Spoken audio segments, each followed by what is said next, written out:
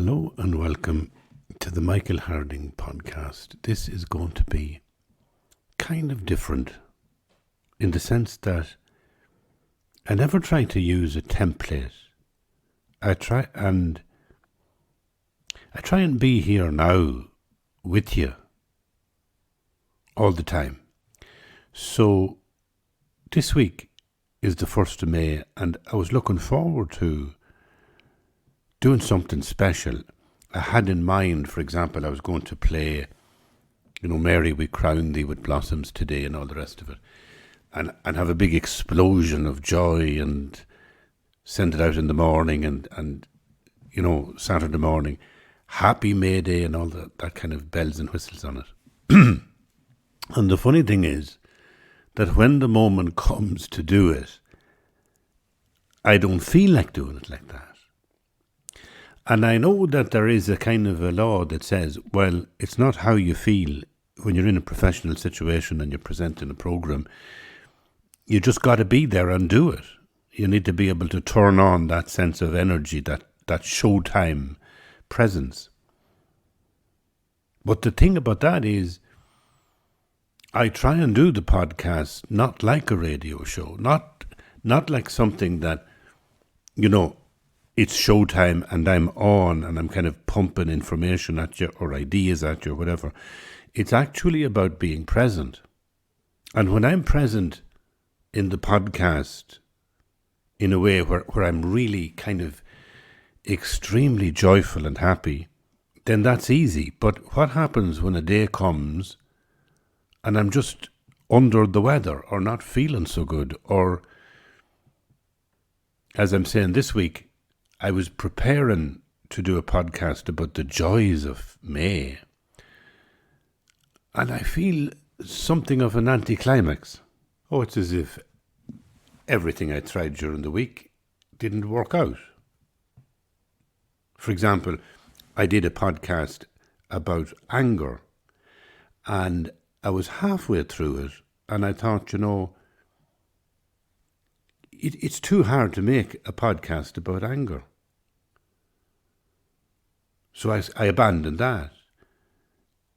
And then I tried to do one about poetry because I thought, well, it'd be nice to start May Day with bells and whistles and music and Mary, we crown thee with blossoms today, and go in there as well. And then I found I couldn't do that. It didn't feel right either. And a few minutes ago, I was cleaning out the room. I've been at it all week. This is the studio room, the shed that I work in. And every so often I like to clean it up, especially if I'm going to start a new bit of work. So I was cleaning up all the nice boxes and tidying the papers in them and tidying the books on the shelves. And I came across a book I hadn't seen for a long time. It's Exploring English, Part 3, and I had it in 1967, and it was just a remarkable book. And funny enough, I was talking about anger in the podcast that I didn't do, and I was talking about how I wrote a poem about anger when I was a young fella, when I was 11 years of age, and I was also talking about how I was aware of anger when I was young. I was aware of it when I was 11 years of age in myself, but I was also aware of it in other people. And to hear that, you'd need to hear the whole podcast, which I scrapped. But it's funny that I was talking about that time when I was 11 and 12 years of age, because that's when I went into secondary school. And one of the big revelations to me in secondary school was poetry. And the poetry that really shocked me was the poetry of Paddy Kavanagh. And that was all in the book Exploring English Part 3, which is the book that appeared on a shelf. Appeared. I haven't seen it for years, and all of a sudden there it is on the shelf. And it's amazing. I wrote inside it with my name, Ama et fac quod vis. Do you know the way you'd write a kind of a Latin phrase, like a motto? Ama et fac quod vis. I don't know who it's from. I think it's St. Augustine. It means love and do what you want. I thought that was a really interesting thing. When I look back, I suppose it's like Rumi and stuff like that. Love, just love and do what you want. Do what you want. Don't be worrying about, the laws and the rules and the regulations. Just love. Just follow the rule of love. God, isn't that such a beautiful thing to think about? Anyway, what was wonderful about this book was that it had all these amazing poems, and I couldn't believe one after another. I used to love them. And I used to recite them to myself. I'll read you one. It was written by F.R. Higgins, and it was for Padraig O'Connor. It's a kind of lament. They've paid the last respects in sad tobacco, and silent is the wake house in its haze. They've paid the last respects, and now their whisky flings laughing words on mouths of prayer and praise. And so young couples huddle by the gables. Oh, let them grope home through the hedgy night. Alone I'll mourn my old friend, while the cold dawn thins out the holy candlelight. I used to love that verse. At 16, 15 years of age, the sense of solitude that the mourner has with the deceased, alone, there with the remains, the coffin, and all the other mourners gone, and young people in their kind of edgy and energetic way of, connecting with each other, and he's there or she's there alone. As, what does it say? The cold dawn thins out the holy candlelight. I used to love that image. And you'll notice there that I said he and then maybe she, but it's not a she because it was written by a man, and I suppose I do have to say how unenlightened we all were back then that we could produce a full book of poetry for young people that they would study for their intercert, and not a single woman poet in the whole thing. Like, it's deeply embarrassing, offensive, shocking, and all the rest of it. Now, it doesn't take away from the beauty of the poetry that is in it, and I am going to read you my favourites, because my favourites were the poems of Paddy Kavanagh. I think Paddy Kavanagh was a great mystical poet, but I don't know, I'm not a scholar to be defending him or promoting him. All I know is that he spoke in the language of South Ulster, so that means that he spoke in the language of Cavan that I was kind of becoming aware of and using and being socialised into this world of Cavan language. And to hear that language being used in poetry was really exciting, because it comes on page 244 of the book, and there ain't many pages left. And, you go from page 1 to page 200, and you're really talking English poets. I mean, William Butler Yeats comes in about page 200, and Oscar Wilde is there at page 208, but all along you're dealing with John Keats and Walter Scott and William Wordsworth and William Blake and Thomas Gray and John Milton and Robert Herrick and James Shirley and William Shakespeare. And isn't that also interesting, how we belong to the English tradition of poetry? And we accepted it as universal until, I suppose, other areas of the British colonies, like, I'm trying to think of the Caribbean and India, began to announce the fact that, they may speak English, but they don't belong to English poetry and they have their own poetry. And gradually we found, our own poets in poetry books, and gradually we found women in poetry books. So there's a lot of blinkeredness in Exploring English Part 3. As I say, it's full of kind of British English poetry up to page 200, and then by the time you get to the end of it, you realise there's not a single woman poet in the whole thing. Doesn't take away from the poets that are there. I have to say, I'm going to read a little bit of the Ballad of Reading Gaol So beautiful, a kind of a recitation. There is no chapel on the day on which they hang a man. The chaplain's heart is far too sick, or his face is far too wan, or there is that written in his eyes which none should look upon. So they kept us close till nigh on noon, and then they rang the bell, and the warders with their jangling keys opened each listening cell. And down the iron stair we tramped, each from his separate hell. Out into God's sweet air we went, but not in wonted way, for this man's face was white with fear, and that man's face was grey. And I never saw sad men who looked so wistfully at the day. I never saw sad men who looked with such a wistful eye upon that little tent of blue we prisoners call the sky. And at every careless cloud that passed in happy freedom by. You know, it's a powerful recitation, right? But it's also to me like, why would I be attracted to that at 16 years of age? I think it was the melancholy nature of it, the sense of, lines like, down the iron stair we tramped, each from his separate hell.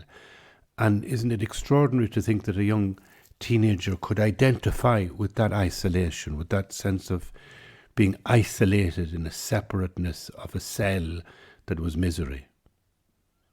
And you might think, well, that was me, Michael Harding, all those years ago, and it wouldn't happen now. But I think that teenage years are so vulnerable. It's very easy for a young person to get caught in their own anxieties, and for those anxieties to become a hell.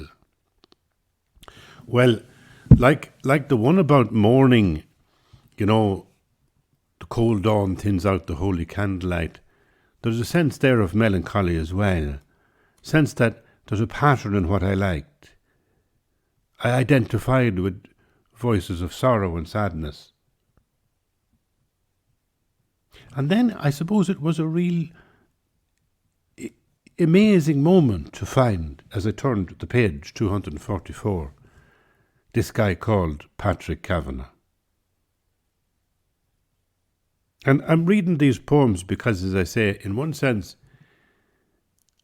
my energy wasn't up to doing a podcast today for the 1st of May. I had worked myself up to do a big, cheerful podcast. And I tried doing one then, and I started talking about anger, and I thought it was unsuitable, and then I scrapped it. Because I'd prefer be here and now with you. I'm happy now. I feel the podcast is connecting for me in the way it should, because I'm genuinely finding that I'm in a space, I'm conscious of the space I'm in, and I'm sharing it with you. And I'm not trying to kind of package it like, well, here's the 1st of May podcast, isn't it wonderful and bouncy? I'm just sharing really the kind of doldrum that I'm in. And maybe it's a hugely important thing to be able to share this. Like, not just this with you, because you and me now have a really funny, strange and intimate relationship. But when you think about your loved ones, the people around you, your children or your parents or your beloved, it's so easy all the time to put on a face, to meet the faces that you meet.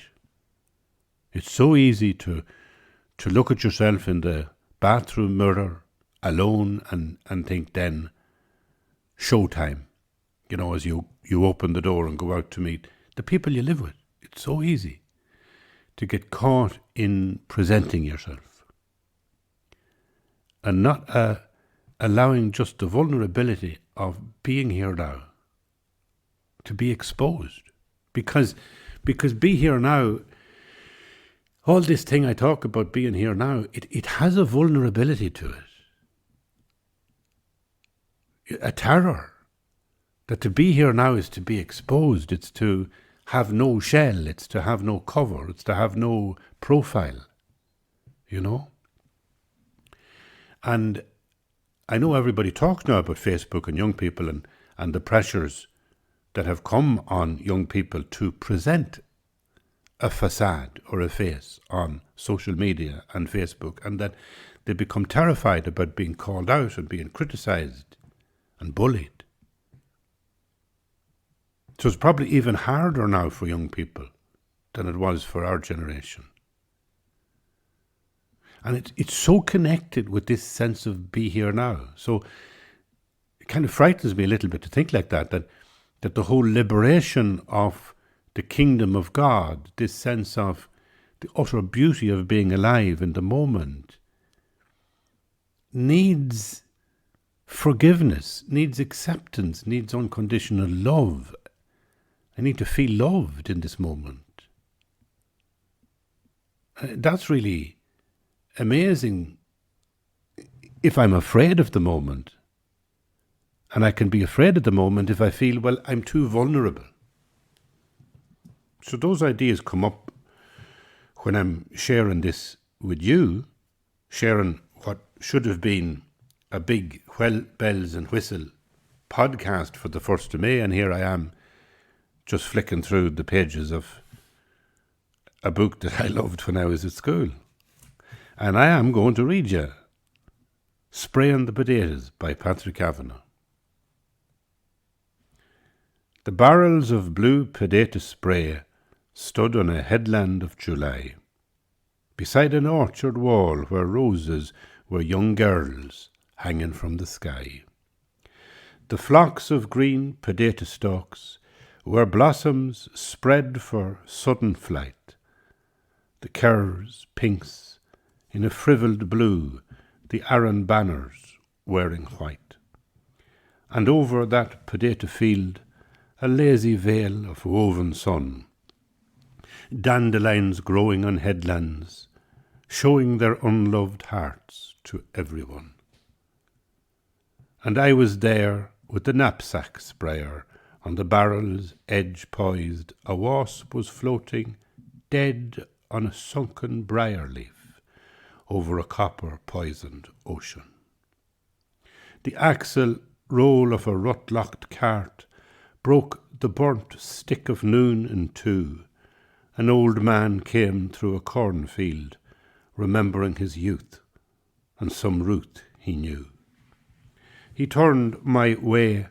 God furthered the work. He echoed an ancient farming prayer. I thanked him. He eyed the potato drills. He said, "You're bound to have good ones there." We talked, and our talk was a theme of kings, a theme for strings. He hunkered down in the shade of the orchard wall. O roses, the old man dies in the young girl's frown. And poet, lost to potato fields, remembering the lime and copper smell of the spraying barrels, he is not lost, or till blossomed stalks cannot weave a spell. I have to go on with another one. This is, to the man after the harrow. Now leave the check rein slack. The seed is flying far today. The seed like stars against the black eternity of April clay. This seed is potent as the seed of knowledge in the Hebrew book. So drive your horses in the creed of God the Father as a stook. Forget the men on Brady's hill. Forget what Brady's boy may say. For destiny will not fulfill unless you let the harrow play. Forget the worm's opinion too, of hooves and pointed harrow pins, for you are driving your horses through the mist, where Genesis begins.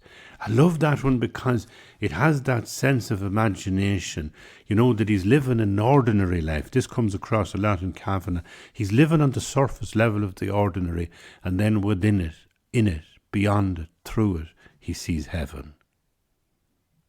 Heaven as in Genesis, heaven as in, the Greek gods and the Greek mythologies and pantheons of gods. Heaven in different ways, but beautifully done in the sense of the ordinary revealing the sacred.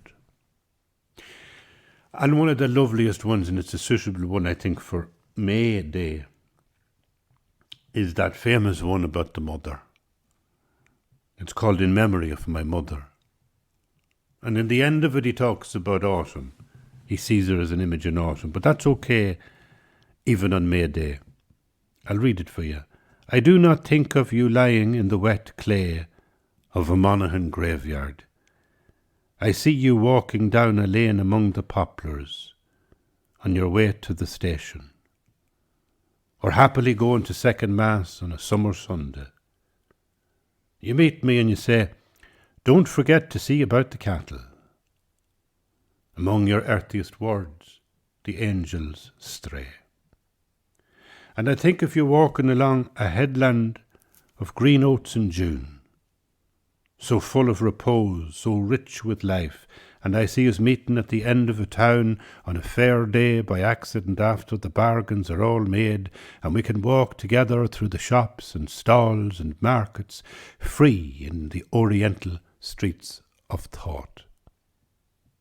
Oh, you're not lying in the wet clay, for it's a Oh, you're not lying in the wet clay, for it is a harvest evening now, and we are piling up the ricks against the moonlight, and you smile up at us, eternally.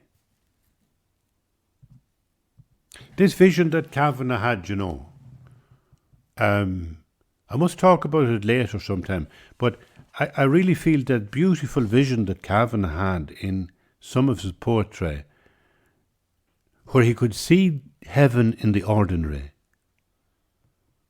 I think that's what got fractured, and that was, to my mind, his tragedy.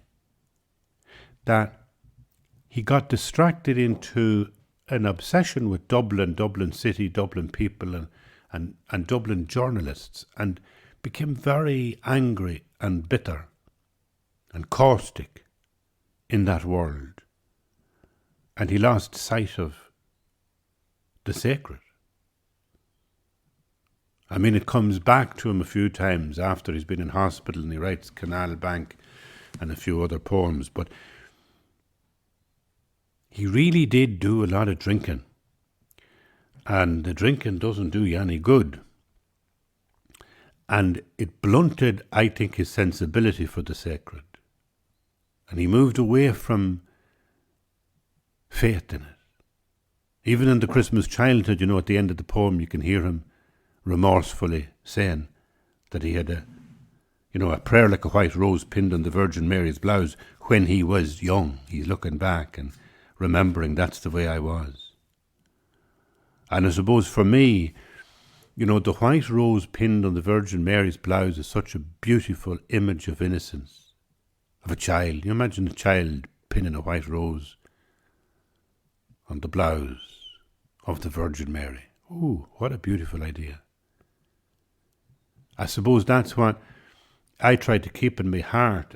I try to keep it alive even in this podcast, that sense that, and I don't mean it as Christian faith or Catholic faith, I don't mean it as any sort of organised religious faith, but I mean in a deeply human way, that you live on the inside, as Kavanagh was doing there.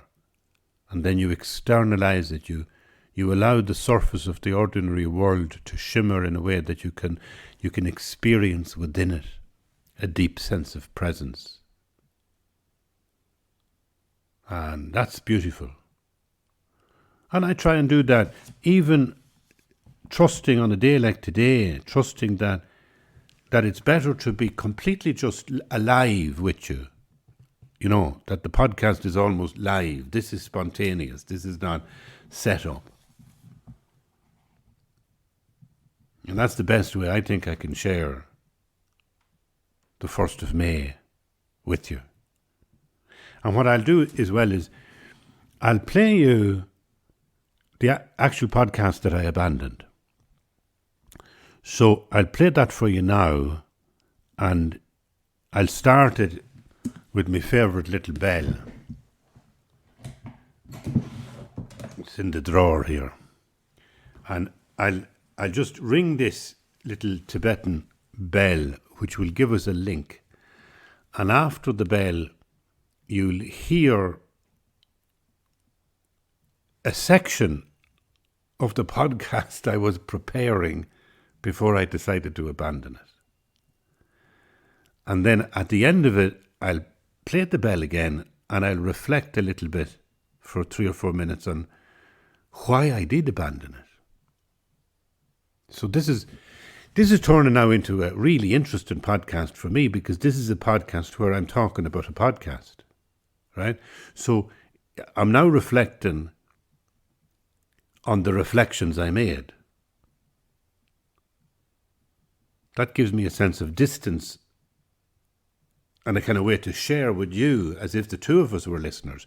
So I'm going to be listening to this, you're going to be listening to it, and then I'll reflect on it when it's finished. Here goes.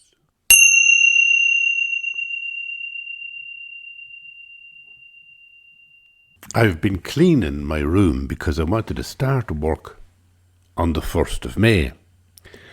And I always like to start a new book or a new work on the beginning of a month.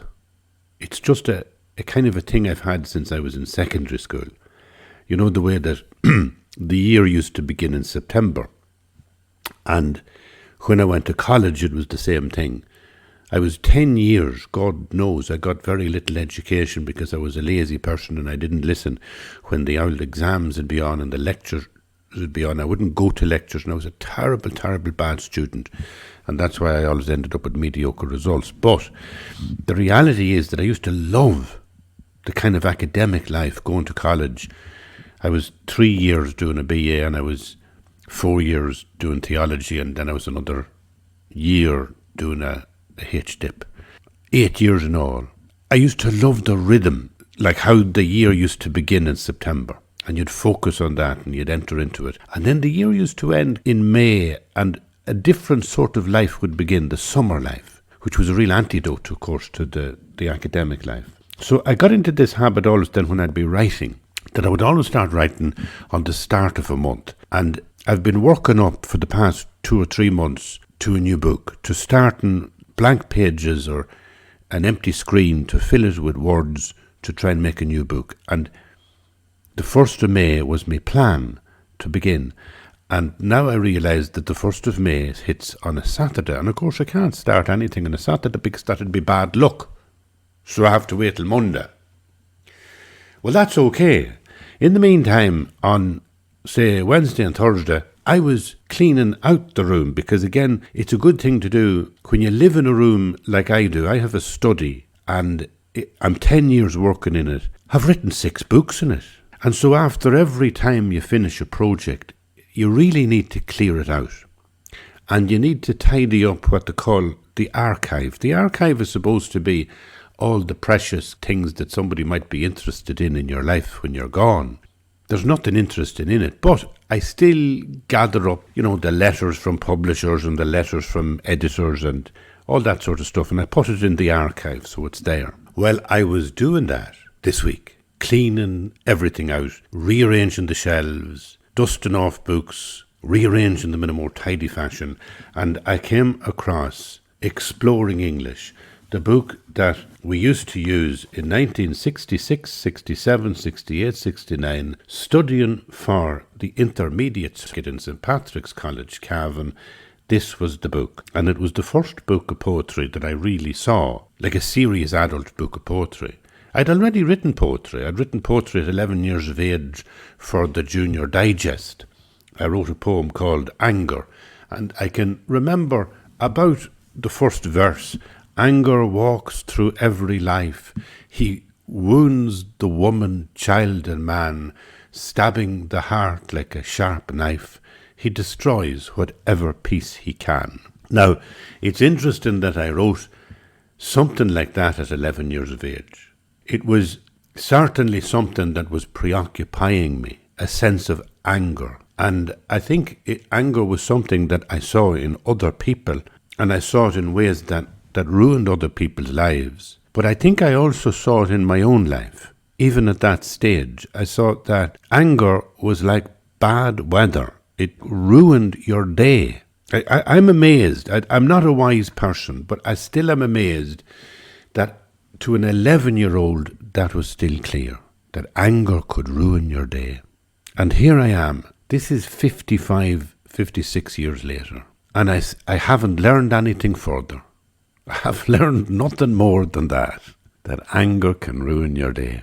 And that if you can control anger, if you can let go of anger, if you can deconstruct anger by examining what it is, because anger is one big word and we don't use it sometimes because it implies a kind of a moral view of the world which is old-fashioned, right? And none of us want to be old-fashioned. So we don't say it as much. And if we do say it, we very often use it nowadays in a righteous way. People on the radio will say, without any bother, when they're talking to Joe Duffy or whoever, whatever talk show, William Crawley or somebody on Radio Ulster, and they'll say, do you know, William, I am very angry when I hear that other man talking. And it's like we have no bother being angry. It's almost like the way we call out other people. That may be good, but the other side of it is that anger is like bad weather and it can really destroy your day. And there's a lot of wisdom in the idea that, and I can't even think of the quote precisely, but it's a Buddhist quote. It says that anger is the only poison which you drink yourself and expect your enemy to die. Anger is something you get rid of, not because you're letting your enemy off the hook, but because you're not putting yourself on the same hook. And when you start to deconstruct anger, when you realize, well, it's a kind of a negative emotion, it's directed towards another person, and that's an attachment to the other person, and that's the antidote to it is to not be attached so much to that other person, not be obsessed. We carry around our enemies with us when we're angry. We carry them round on our back. We talk to them day and night. We wake in the middle of the night thinking about our enemy. Our attachment to somebody who is the enemy is as deep as our attachment to the people we love. And sometimes we get so close to our enemies in our head, mentally, so much consumed by anger that it actually distances us from the people we love. That's amazing, isn't it? Like my anger attaches me to the very person that I detest, and yet I link into them like I was embracing them in this furious negative embrace, and do it so closely that I push away the people that I love. And the people that I love can't get in because I'm angry. I can't hear them. If you're talking to somebody who's angry and you're talking about going shopping and what we might get for lunch, and eventually they look at you and say, I'm sorry, what did you say? They're not with you because they're angry. They're so attached to their enemy. And I've been there. And obviously I was there when I was 11 years of age. And it was so simple an idea, anger, that I could actually say it at 11 years of age. I could write a poem about it. I remember sending the little poem away to the Junior Digest. The Reader's Digest had a thing called the Junior Digest. And I remember when I got the letter back saying, we are using your poem. And I remember when the little magazine came and looking at my name and looking at the words of the poem. Now, I was 11 years of age. I says to myself, I'm a writer. I am a storyteller. I have transformed, I didn't say this to myself now, but effectively what I had done was I had transformed a really dark emotion into something beautiful because I had made an aesthetic form out of it. I had reshaped it, reinvented it. And maybe that is why I'm a writer. I admire writers who write external to their own psyche, and they have a language ability or a creative ability in imagining stories, and they can just weave stories out of the air, and I can't do that. I think that my writing has only been no more and no less than therapeutic attempt to transform the darkness into something else, to detach myself from darkness by objectifying it and trying to make something structurally beautiful out of it, like a story. And anger would be obviously something that at 11 years of age affected me. I think it affected me also not just because my own experiences of anger, but a little boy of 11 can be very angry. A little boy of 11 doesn't need to be angry. And a little boy of 11, if he is angry, there's some reason for it. Now, I had my own anger to deal with, but I also was observing anger. And without going into all the nooks and crannies of those memories, suffice it to say that primary school, when you were being taught in those days by the brothers, as we used to call them, there were Delisal Brothers, and there were some of them who were wonderful, inspiring, and saintly men. And to this day I remember them and honour them.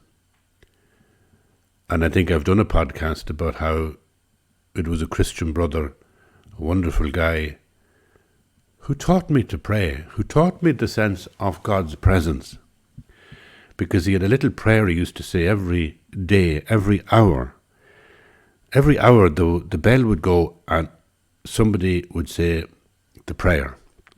It would go round the class, a different boy every day. And the prayer was simply, let us remember that we are in the presence of God. And then there'd be silence for about a minute. And then we'd get on with the lesson. And that has remained with me to this day. Again, 55, 56 years later, I've learned nothing more. I have nothing more to say. After all the years of reading books and studying theology, I have nothing more to say. Just stop, be in the present moment and realise you're in the presence of God. But there were other Christian brothers in the same school, and they were nightmares. Pure nightmares. They arrived like in a kind of a whirlwind of anger. They came down the corridors in this kind of, you could imagine 1,000 mad bees flying around them in a big swirl, a big sort of tornado. You could imagine them coming down the corridor with this tornado of dark energy whirling around them. And they brought this with them, and then it scattered itself around the room. And this anger, oh, it could so disturb all the little hearts of all the little boys and frighten the wits out of us. My little world at 11 years of age in that kind of a school. And here I am, all these years later, and I haven't changed. I haven't learned anything more about the word God than to say, be here now.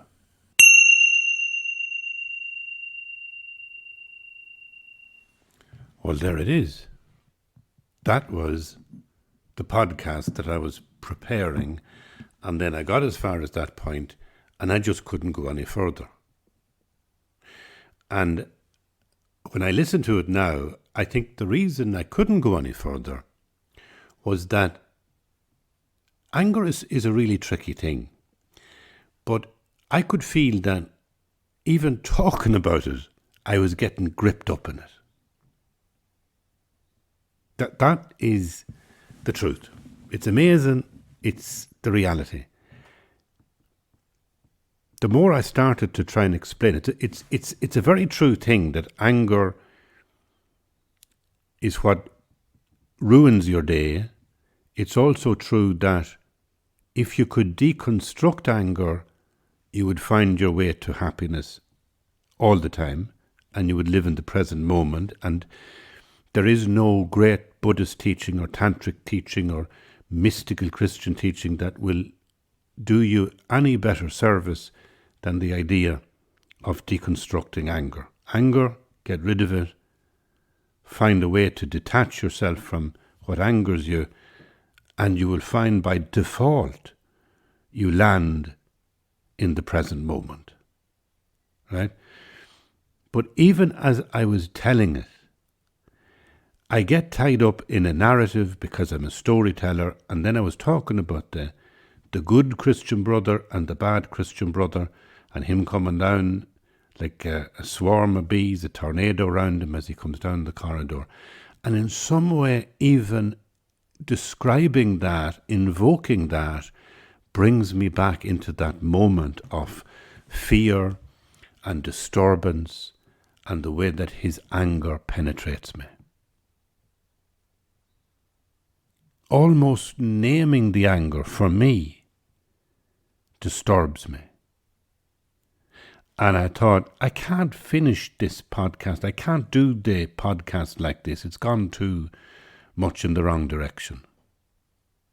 And that's why I started reading the poetry at the beginning of this and just randomly sharing with you the unplanned sense of being here now. The sense of, well, I've nothing planned. I'll read you a few poems, but I'm just sharing that sense of being here. Now that I've come to the end of the podcast, I begin to realize that there is a really interesting thing has risen up, and that is how dangerous it is for me and how I find it dangerous even to dwell on anger.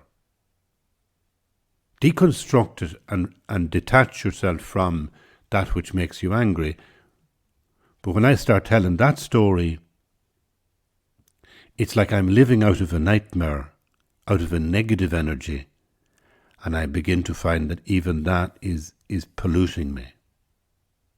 It's that toxic. So all I can do as a writer, as a storyteller, is confess to you that I must share the beautiful sky. I must share the beautiful trees. I must keep my focus on beautiful perfection. The cosmos as complete mother and completely loving. Because these become lenses that allow me a sense of great joy. And that is, I suppose, my path.